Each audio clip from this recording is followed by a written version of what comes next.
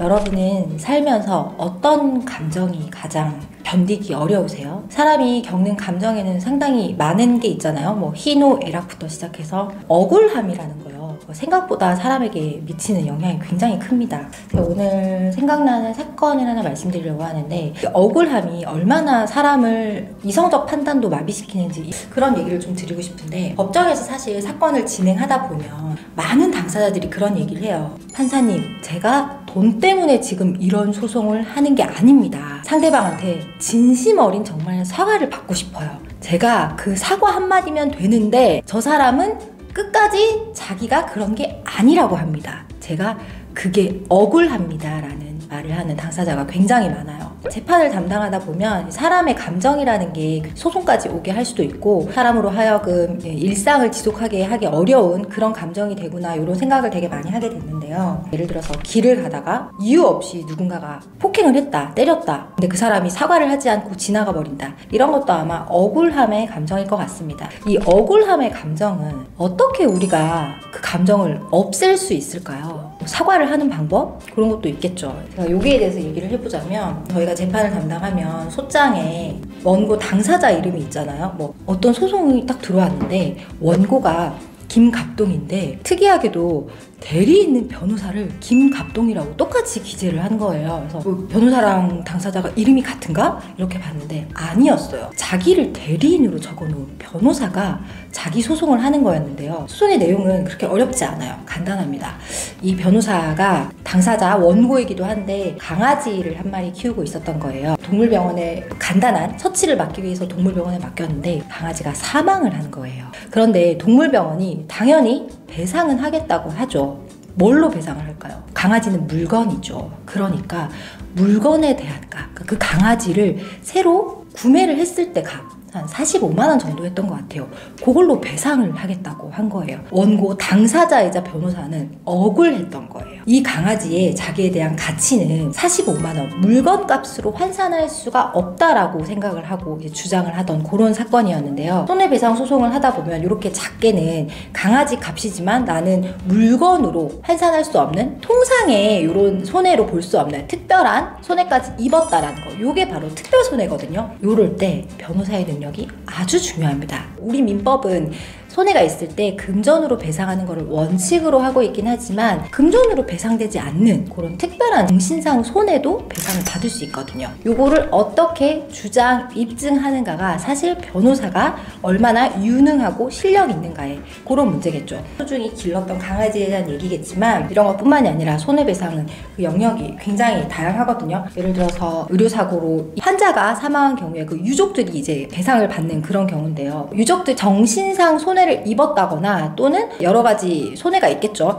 그런 부분이 이제 인정이 됐다고 하더라도 불법행위에 관한 규정이나 이제 채무불이에 관한 우리 민법 규정은 손해를 감경할 수 있는 책임 감경 제한이라는 이런 규정을 두고 있거든요. 아까 말씀드린 강아지가 사망했을 때 당사자이자 이 변호사님이 입으셨던 손해, 정신상 손해 얼마가 될까요? 얼마로 산정하면 될까요? 100만 원? 200만 원? 500만 원? 이거 판사 마음대로 할까요? 어떻게 정할 것 같으세요? 이게 바로 판사들이 정하는 재량권이 많은 영역입니다. 판사의 마음대로 그 사건마다 정하지는 않고요. 당사자가 주장 입증한 자료를 바탕으로 판사님들에게 통용되는 방식으로 이제 요 금액을 정하겠죠. 이 금액에 끝이 없어요. 사실은, 그쵸? 정신상 손해를 뭐 2억을 입었다고 말할 수도 있는 거고, 그 정도는 뭐 한 100만 원? 요렇게 생각할 수도 있는 거고, 요거를 어떻게 주장 입증하느냐가 그 변호사가 정말 잘할 수 있는 영역이고, 이제 강아지를 넘어서 유족인 경우에, 환자가 사망한 경우에 유족이 입은 정신상 손해는 얼마나 될 것이냐, 이것도 사실 변호사가 아주 중요하게 그 주장 입증에 있어서 심혈을 기울여야 할 부분인데요. 소송을 사실 담당하다 보면 불법행위의 성립에는 굉장히 많은 변호사님들이 정말 자기의 심혈을 기울여서 주장을 해요. 정작 중요한 거는 그 배상을 얼마를 받아갈 것이냐, 이것도 사실 굉장히 중요하거든요. 불법행위가 인정이 됐다고 하더라도 1억을 청구를 했어요. 그런데 채권자의 과실, 책임 제한이 돼서 50% 책임 감경을 하는 거는 불법행위 책임 이런 걸 봤을 때 채권자의 과실도 반반이야. 이렇게 주장을 해버리면 1억을 청구했지만 5천만 원밖에 배상을 못 받는 경우도 있단 말이에요. 좀 더 심하게는 배상 책임이 인정되긴 하지만 채권자가 조금 더 과실이 많은 것 같아.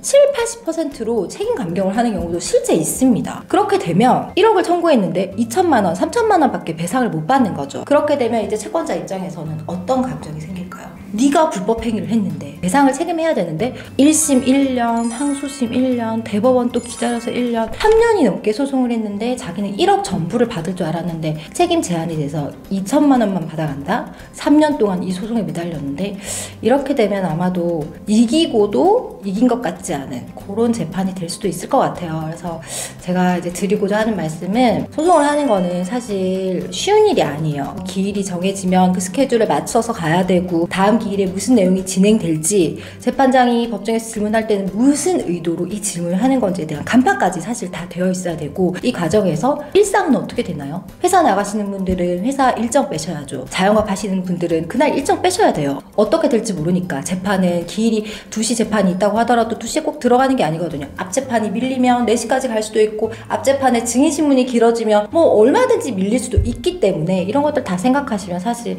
3년 동안 재판을 했는데 책임 감경을 50%가 넘게 당한다? 이러면 당사자는 사실 억울해질 수밖에 없는 거고 돈으로 위자되지 않는 그런 재판을 한 그런 결과가 되는 거죠, 사실은. 그래서 제가 봤을 때는 이런 재판이야말로 변호사가 역량을 발휘해서 어느 부분에 중점을 두고 재판을 꿰뚫는 재판을 해서 어떤 부분에서 내가 주장을 해서 어떤 부분에서 우리 의뢰인에게 가장 이익이 되고 의뢰인이 손해배상을 받을 수 있는 재판을 이끌어내느냐, 이것이 바로 변호사의 능력인 것 같습니다. 이거는 여담이지만 말 한마디에 천냥빛을 갚는다고 서로서로 이렇게 분쟁이 생기고 소송이 생기기 전에 서로 사과하고 저는 정말 제가 돈을 받으려고 이러는 게 아닙니다. 상대방의 따뜻한 진심 어린 사과 한마디면 됩니다 라는 말을 정말 자주 듣기 때문에 분쟁이 생기기 전에 서로서로 사과하고 그런 부분은 그렇다 이렇게 따뜻한 말 한마디 건네는 그런 사이가 됐으면 좋겠습니다.